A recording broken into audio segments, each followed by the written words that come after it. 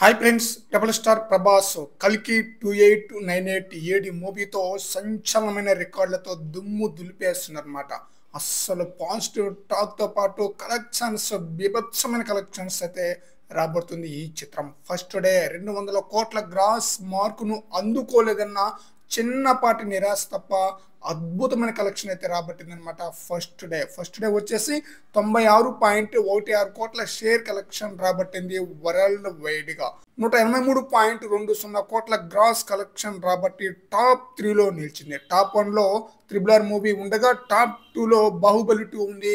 Top 3 place కల్కి 2898 AD movie అన్నమాట world వైడ్గా గ్రాస్ కలెక్షన్ పరంగా. అయితే ఈ చిత్రం రిలీజ్ అయ్యి ఈ రోజుకి మూడవ రోజు అన్నమాట. మూడవ రోజు బీభత్సమైన కలెక్షన్ రాబట్టే అవకాశం అయితే ఉంది. రెండో రోజు కాస్త తగ్గొచ్చు అనమాట, ఎందుకంటే వర్కింగ్ డేస్ కాబట్టి. మూడో రోజు వీకెండ్ ఎలా ఉంటుంది, దిమ్మ తిరిగిపోయే కలెక్షన్ అయితే రాబట్టడం ఖాయం. మూడో రోజుకి టోటల్గా వరల్డ్ వైడ్గా గ్రాస్ కలెక్షన్ 400 కోట్లకు పైగానే గ్రాస్ కలెక్షన్ రాబట్టే అవకాశం అయితే ఉంది.